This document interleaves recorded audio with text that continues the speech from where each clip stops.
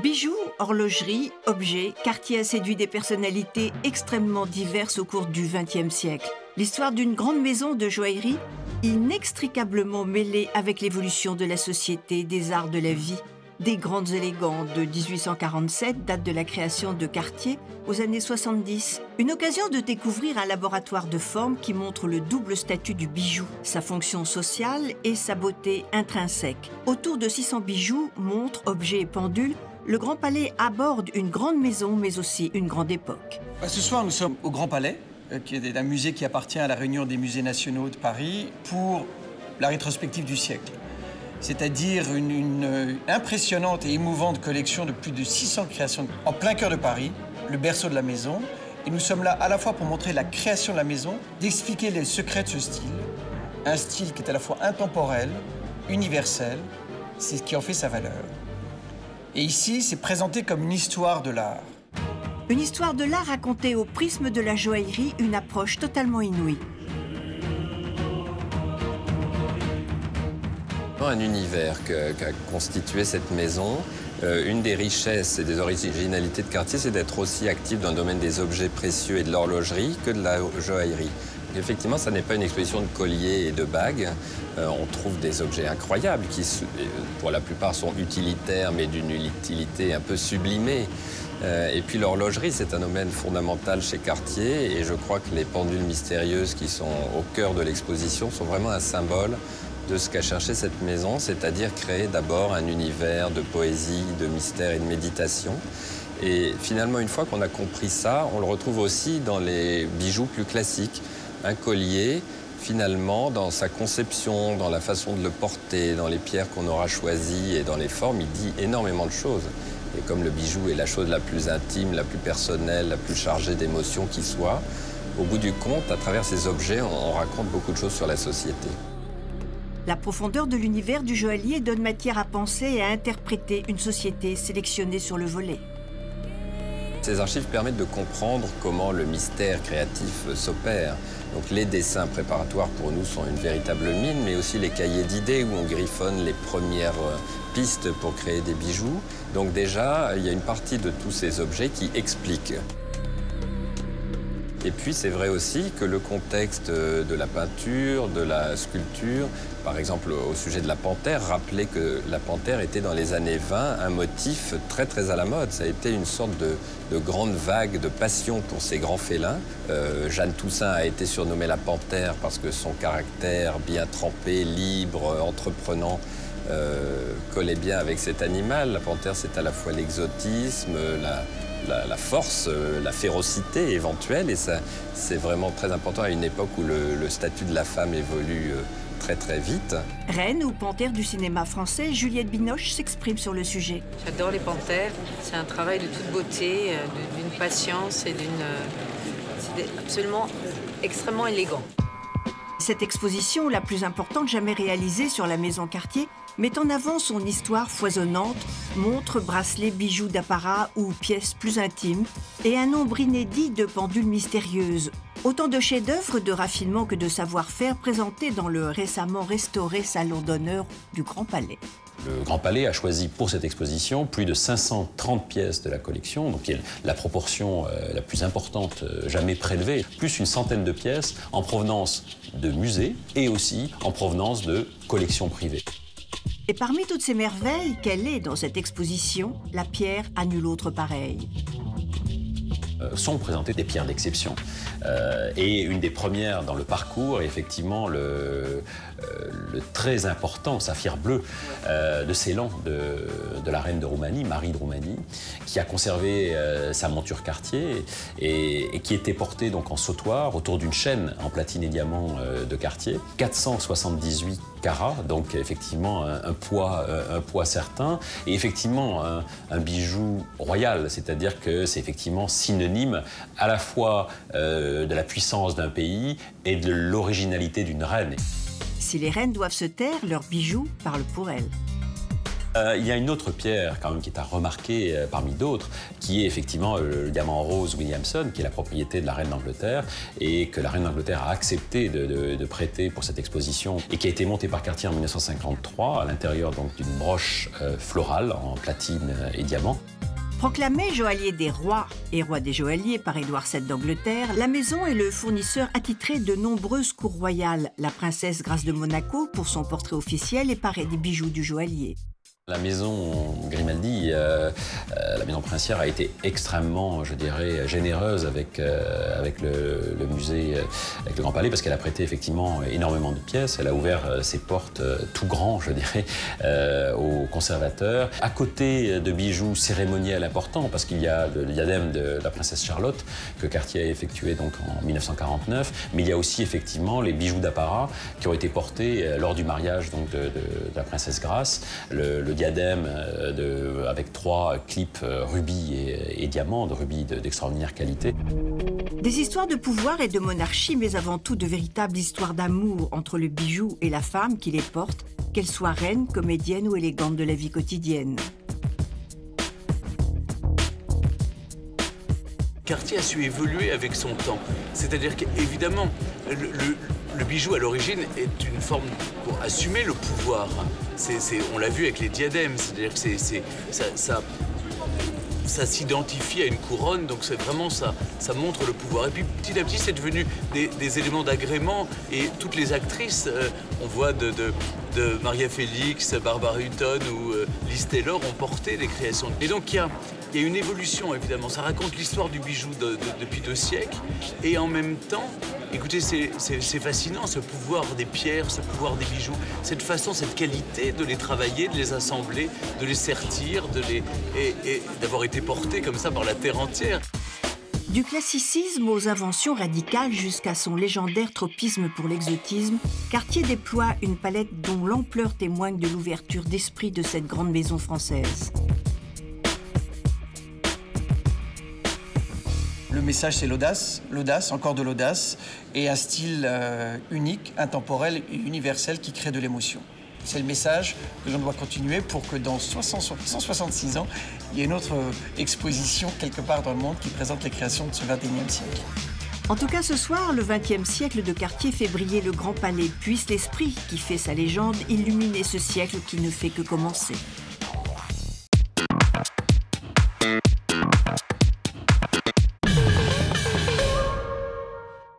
Cette exposition est exceptionnelle à plusieurs titres. Elle est exceptionnelle parce qu'elle a lieu à Paris, 25 ans ou presque après la première grande exposition dédiée à Cartier en 1989, qui avait lieu au musée du Petit Palais. Et aujourd'hui, donc, c'est le musée du Grand Palais qui nous héberge, qui héberge la création de la maison Cartier. Donc ça, c'est déjà un événement en soi. C'est aussi un événement parce que c'est la plus grande exposition jamais organisée sur le travail de la maison. Plus de 600 créations de la maison et en plus de ces 600 créations, plus de 300 documents en provenance de nos archives qui effectivement aident à la bonne compréhension non seulement du pourquoi, mais aussi du comment ces pièces ont été créées. Et effectivement, cette exposition donc, est la première en son genre. C'est une exposition purement culturelle qui a été donc organisée par et à la demande donc, de la Réunion des musées nationaux. La partie commissariat est assurée par la RMN Grand Palais avec donc 2 conservateurs éminents, donc l'un le directeur scientifique de la RMN, Laurent Salomé, et le co-commissaire Laure Dallon, qui est aussi conservatrice des musées. Et effectivement, cela donne une dimension, je dirais, scientifique à l'étude de la création Cartier, et qui est très très pointue et très factuelle. Et en cela, je dirais, cette exposition revêt un aspect tout à fait important. Cette exposition n'est possible que parce que Cartier a constitué sur ses 30 dernières années, une collection incroyable qui est riche aujourd'hui de plus de 1500 pièces. Et encore une fois, cette collection n'a jamais été destinée à constituer un musée Cartier, mais a été rassemblée afin de rendre ces pièces disponibles pour toutes les institutions culturelles qui voudraient effectivement les exposer afin de montrer le travail de la maison Cartier. Et le Grand Palais a choisi pour cette exposition plus de 530 pièces de la collection, donc la proportion la plus importante jamais prélevée sur la collection Cartier, plus une centaine de pièces en provenance de musées, donc qui possèdent des pièces Cartier dans leur collection, et aussi en provenance de collections privées. Donc effectivement, on a beaucoup de chance pour des personnes qui ont déjà vu des expositions de voir des pièces inédites, parce que beaucoup de ces pièces n'ont pas été montrées, celles de la collection Cartier, j'entends, et bien sûr celles des autres musées et de collections privées, encore, il est beaucoup moins probable encore de les avoir vues à Paris. Je pense que cette exposition est très complète et au moins à deux égards. Le premier, c'est effectivement la contextualisation de la création d'une part et du porté des bijoux et de la vie des objets. Et donc il y a effectivement à la fois des vitrines contextuelles qui mettent en scène est peut-être un mot trop fort, mais qui suggèrent plutôt qu'elles mettent en scène la vie des objets. D'autre part, il y a le choix aussi de la contextualisation, c'est-à-dire l'apport de documents en dehors de la maison Cartier, c'est-à-dire des portraits, alors des portraits de clients, des portraits de personnes qui vivaient à la même époque que les pièces ont été créées, donc des tableaux, des photos, mais aussi des objets, et notamment aussi la mode, c'est-à-dire les robes avec lesquelles les pièces Cartier étaient susceptibles d'être portées, non seulement susceptibles d'être portées, mais aussi qui sont explicatives de certaines tendances colorielles, de certaines tendances de portée, par exemple le sautoir dans les années 20 par rapport au grand collier ou aux broches de corsage à l'époque donc du corset. Et là, effectivement, le parcours et l'apport de ces objets permet de le comprendre. Et il y a un deuxième aspect qui, pour moi, est très important parce qu'il touche effectivement aussi l'intérieur de la maison grâce à l'appel aux documents d'archives, donc de ces 300 pièces, 300 documents très informatifs au niveau de la genèse des pièces et aussi du fonctionnement même de la maison Cartier.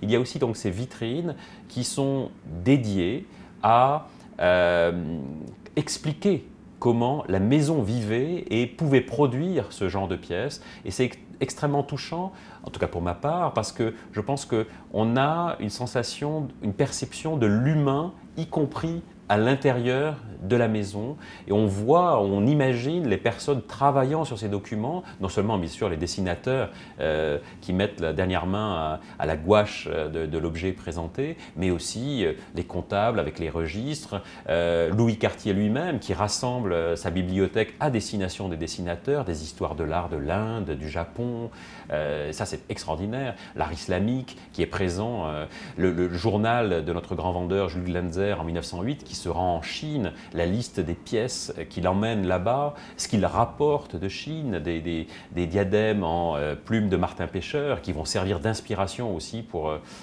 les autres dessinateurs.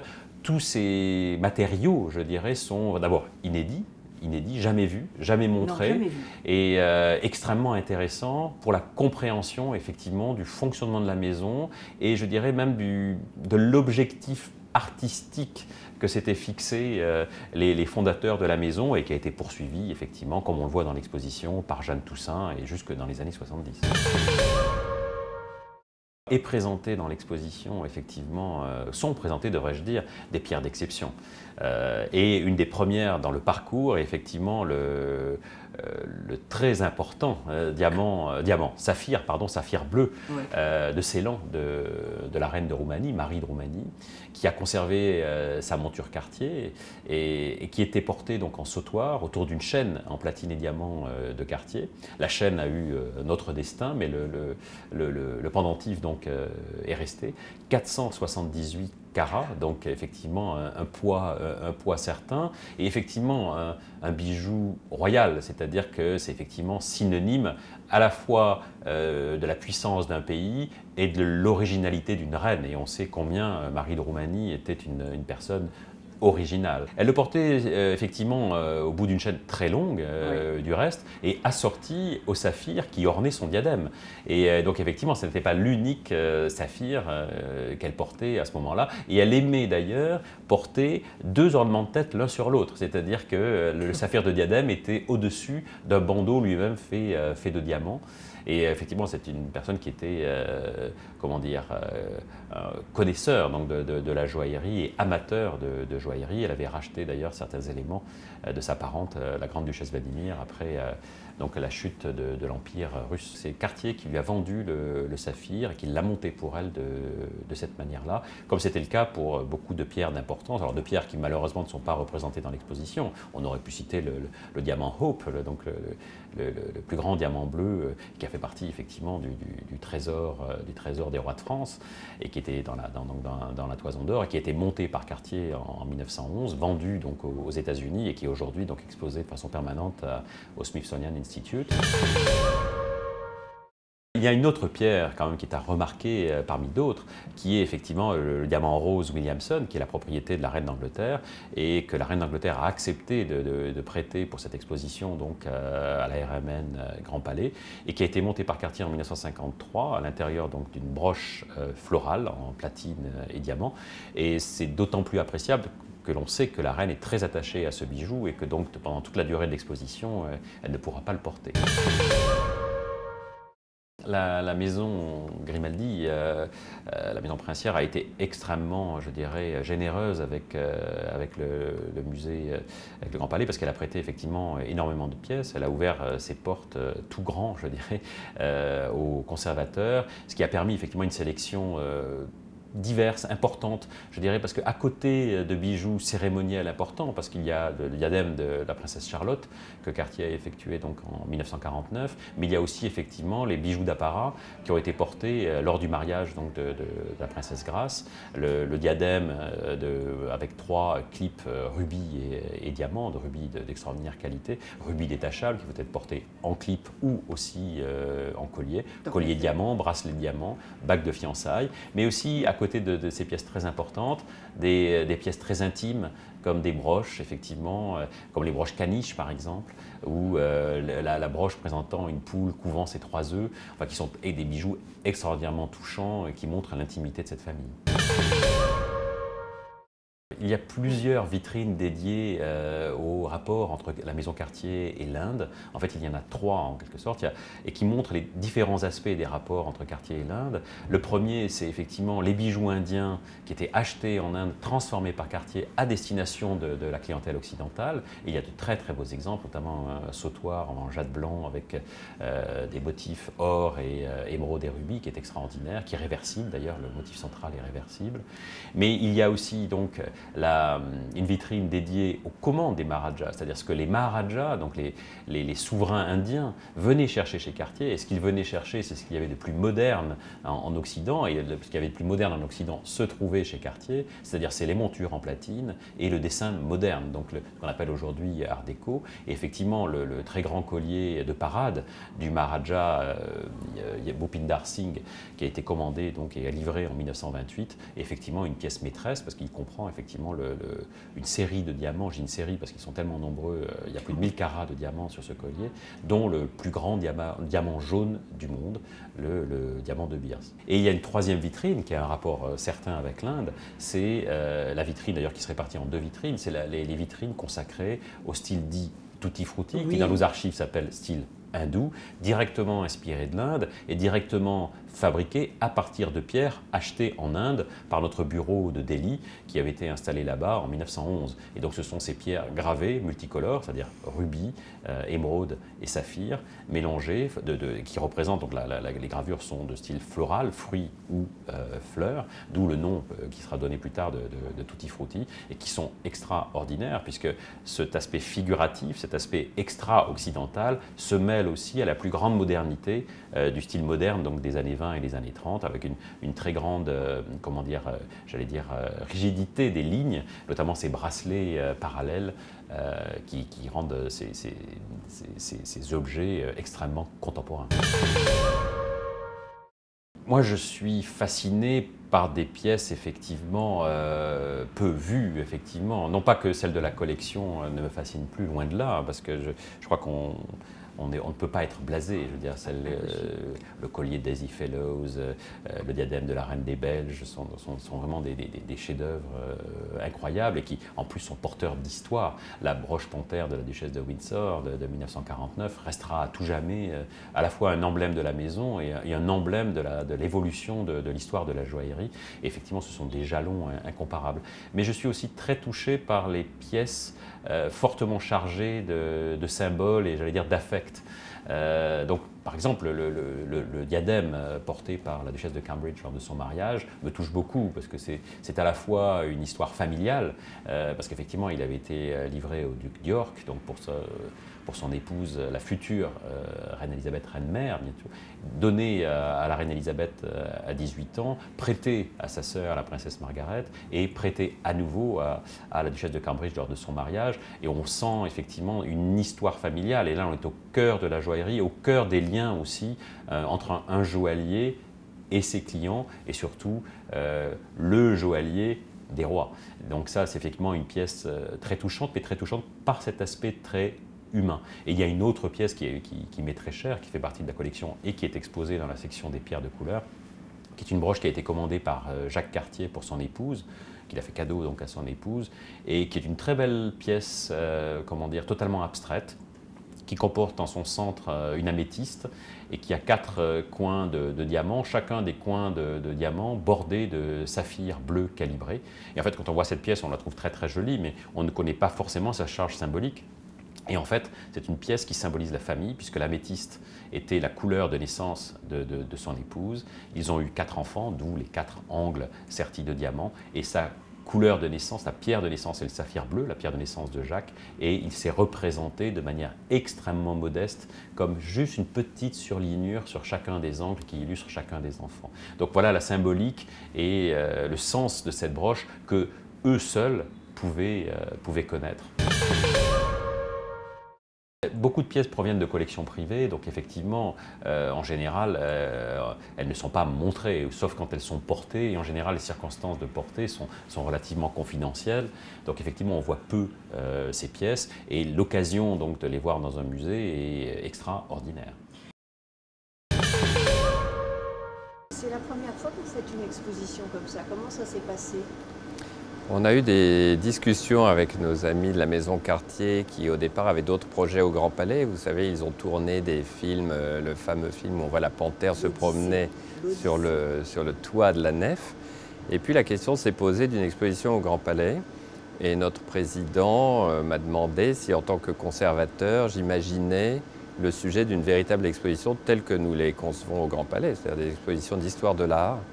Et très vite, nous nous sommes dit que c'était effectivement non seulement un vrai sujet, mais un sujet qui pouvait donner un angle d'approche nouveau sur toute une époque très importante de l'art en France, tout le tournant du 19e au 20e siècle, l'époque Art déco.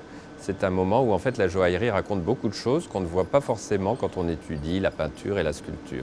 Donc on a été très heureux de se lancer dans l'aventure en y portant un regard d'historien d'art non spécialiste de la joaillerie, et en essayant de la mettre en contexte et d'interroger donc toute cette production assez unique de la maison Cartier. C'est vraiment un univers qu'a constitué cette maison. Une des richesses et des originalités de Cartier, c'est d'être aussi actif dans le domaine des objets précieux et de l'horlogerie que de la joaillerie. Donc effectivement, ça n'est pas une exposition de colliers et de bagues. On trouve des objets incroyables qui, pour la plupart, sont utilitaires, mais d'une utilité un peu sublimée.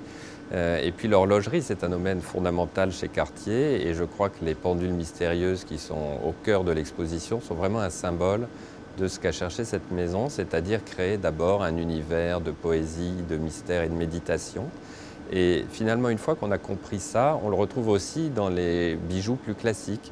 Un collier, finalement, dans sa conception, dans la façon de le porter, dans les pierres qu'on aura choisies et dans les formes, il dit énormément de choses. Et comme le bijou est la chose la plus intime, la plus personnelle, la plus chargée d'émotions qui soit, au bout du compte, à travers ces objets, on raconte beaucoup de choses sur la société. Ce que je ne connaissais pas, c'est la sensibilité des quartiers, de Louis Cartier en particulier, qui a été le grand personnage central de cette odyssée, à l'art. C'était un collectionneur, c'était une famille de collectionneurs qui s'intéressaient d'abord à la grande tradition française, l'art du XVIIIe siècle, en particulier du règne de Louis XVI, considéré comme un moment d'apogée, d'équilibre et d'élégance absolue. Et puis aussi, il était très curieux des civilisations lointaines. Et ça fait partie finalement aussi de la grande tradition de l'art français que d'aller intégrer des choses très exotiques, très différentes, dans une forme d'élégance et d'équilibre bien française. De même qu'au XVIIIe siècle, on montait des porcelaines de Chine dans des bronzes dorés français. Donc vraiment de découvrir cette passion pour l'art, cette sincérité, cette façon de choisir un style. Ce choix du Louis XVI, par exemple, à la fin du XIXe siècle n'est pas si évident. Il y a eu la grande vague de l'Art Nouveau et Cartier est resté absolument fermé à cette vague. Ça n'était pas du tout leur esprit. On avait ce souci d'un art de construction, d'équilibre, avec plutôt des liens avec l'architecture. Et Louis Cartier, par exemple, incitait ses dessinateurs à se promener dans Paris pour voir les ornements des grands bâtiments, des hôtels particuliers du XVIIIe siècle, pour trouver des idées de structure de leurs bijoux. On s'est dit que d'une part, les archives étaient formidables, elles sont exceptionnelles. Très peu de maisons ont conservé des archives aussi riches et aussi bien classées. Ces archives permettent de comprendre comment le mystère créatif s'opère. Donc les dessins préparatoires pour nous sont une véritable mine, mais aussi les cahiers d'idées où on griffonne les premières pistes pour créer des bijoux. Les sources d'inspiration, cette bibliothèque qu'on mettait à la disposition des dessinateurs, toutes ces collections d'objets, on trouve des papiers découpés japonais qu'on expose dans une vitrine du démarrage du style moderne, et ça explique tout de suite comment ce genre d'influence pouvait jouer dans la création des bijoux. Donc déjà, il y a une partie de tous ces objets qui expliquent. Et puis c'est vrai aussi que le contexte de la peinture, de la sculpture, par exemple au sujet de la panthère, rappelait que la panthère était dans les années 20 un motif très très à la mode. Ça a été une sorte de grande vague de passion pour ces grands félins. On avait des personnages comme la marquise Casati qui était réputée se promener en ville avec ses guépards. Jeanne Toussaint a été surnommée la panthère parce que son caractère bien trempé, libre, entreprenant, collait bien avec cet animal. La panthère, c'est à la fois l'exotisme, la force, la férocité éventuelle, et ça, c'est vraiment très important à une époque où le statut de la femme évolue très très vite. Toutes ces choses-là, effectivement, remettent en situation les bijoux dans la vie. Et c'est vrai que si on n'avait qu'une succession de vitrines avec de très jolis bijoux qui brillent, ça n'aurait pas du tout la même signification, et ce n'est pas du tout ce qu'on voulait faire. Monsieur le Président, parlez-nous un tout petit peu de cette exposition. Ce soir, nous sommes au Grand Palais, qui est un musée qui appartient à la Réunion des musées nationaux de Paris, pour la rétrospective du siècle. C'est-à-dire une impressionnante et émouvante collection de plus de 600 créations de Cartier, en plein cœur de Paris, le berceau de la maison. Et nous sommes là à la fois pour montrer la création de la maison et pour partager. Vous savez, tout a commencé il y a 23 ans ici, au Petit Palais, de l'autre côté de la rue, où on a commencé à partager avec la première exposition Cartier qui s'appelait L'Art de Cartier. Et puis ensuite, la collection Cartier a été présentée dans plus de 25 des plus grands musées du monde. Le Metropolitan Museum à New York, le British Museum à Londres, le Kremlin, la Cité interdite. Et puis maintenant, de retour à Paris, avec une grande expérience de la muséographie. L'idée, c'est de partager des créations depuis l'origine de la maison, 1847. Le titre de l'exposition, c'est Cartier, l'histoire et le style. Et l'ambition de la Réunion des musées nationaux ici à Paris, c'est d'expliquer les secrets de l'histoire de Cartier, d'expliquer les secrets de ce style, un style qui est à la fois intemporel, universel, c'est ce qui en fait sa valeur. Et ici, c'est présenté comme une histoire de l'art. Et on comprend bien que l'art est dans Cartier et que Cartier est dans l'art. C'est ce qui en fait sa valeur, c'est ce qui en fait son prix, c'est ce qui en fait son charme. C'est une grande émotion de pouvoir voir des pièces qui n'ont pas été montrées au public. C'est-à-dire qu'outre la collection qui a été débutée par Cartier dans les années 70, nous avons maintenant plus de 1600 pièces, 1600 créations de la maison Cartier. Nous continuons à enrichir cette collection année après année.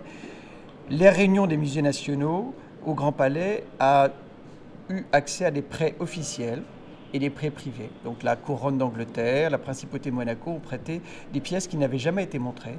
Et il y a une émotion forcément forte pour nous, pour les ouvriers joailliers, pour des membres de l'équipe et puis pour le public plus largement, de voir des pièces qui n'ont jamais été montrées.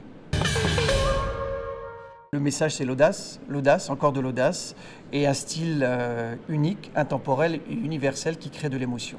C'est le message que l'on doit continuer pour que dans 166 ans, il y ait une autre exposition quelque part dans le monde qui présente les créations de ce XXIe siècle. Comment avez-vous trouvé l'exposition, tout simplement? Absolument merveilleuse, élégante. On voit l'histoire de la femme à travers les âges. Les pierres sont de toute beauté. Et c'est vrai que des couronnes, on n'en voit pas souvent, surtout en France. Et c'est vraiment une... On voyage dans le temps, parce que Cartier, c'est une maison qui a son histoire, et c'est beau pour ça. Vous portez une panthère? Oui, c'est Cartier. Choix personnel? Le thème animalier? Ah oui, bien sûr, oui. J'adore les panthères et je trouve que c'est un travail inouï. Quand on regarde vraiment, c'est un travail de toute beauté, d'une patience et c'est absolument extrêmement élégant. Voilà. Cette exposition est absolument magnifique. D'abord parce que c'est un écrin, un ensemble considérable qui montre combien Cartier est non seulement le roi des joailliers, mais le joaillier des rois. Et que Cartier a su évoluer avec son temps. C'est-à-dire qu'évidemment, le bijou à l'origine est une forme pour assumer le pouvoir. On l'a vu avec les diadèmes, c'est-à-dire que ça s'identifie à une couronne, donc c'est vraiment ça montre le pouvoir. Et puis petit à petit, c'est devenu des éléments d'agrément, et toutes les actrices, on voit de Maria Félix, Barbara Hutton ou Liz Taylor ont porté les créations de Cartier. Et donc il y a une évolution, évidemment. Ça raconte l'histoire du bijou depuis 2 siècles, et en même temps, écoutez, c'est fascinant, ce pouvoir des pierres, ce pouvoir des bijoux, cette façon, cette qualité de les travailler, de les assembler, de les sertir, et d'avoir été portés comme ça par la terre entière. Non, c'est une exposition magique, je n'ai pas souvenir d'une telle exposition. Elle est comparable avec ce qui a été fait pour les arts de la table, avec la table des rois à Versailles il y a peut-être 20 ans. Et aujourd'hui, il y a la grande exposition sur la joaillerie, et c'est celle de Cartier, indubitablement. Donc vraiment, je suis très heureux d'être là pour l'admirer devant une assemblée aussi choisie ce soir. Vous qui êtes rentré souvent dans l'intimité de têtes couronnées, est-ce que vous avez croisé certains des bijoux présents ce soir, de la reine d'Angleterre par exemple? Et je l'ai vu porter cette broche, c'est une de ses broches préférées. Oui, et puis aussi les bijoux de la princesse Grace, puisque j'ai eu la chance d'aller à Monaco et de voir l'écrin de la princesse. Donc oui, certains de ces bijoux, je les avais déjà croisés dans ma vie. Ces bijoux doivent être portés. Vous savez, j'ai commenté le mariage de la princesse Kate avec le duc de Cambridge, le prince William. Donc je vois de près ce diadème qui nous a fait tous rêver. Et quand voilà, elle est sortie et qu'on a vu sa robe de mariée et ce diadème. Donc oui, il y a comme ça des souvenirs qui s'attachent aux bijoux. Et c'est vraiment quelque chose qui véhicule le rêve. Alors c'est un rêve inaccessible pour la plupart d'entre nous, mais qu'importe. Moi, vous savez, derrière chaque objet, chaque pièce comme ça de cet écrin, j'imagine toutes ces mains qui ont travaillé, tous ces gens de passion chez Cartier. Les hommes, les femmes qui choisissent les pierres, qui les sertissent, qui les travaillent. Voilà, je suis très admiratif du travail de celles et ceux qui, dans l'ombre, parce que les bijoux sont en pleine lumière, mais il y a ceux qui travaillent dans l'ombre et à qui on doit rendre hommage ce soir.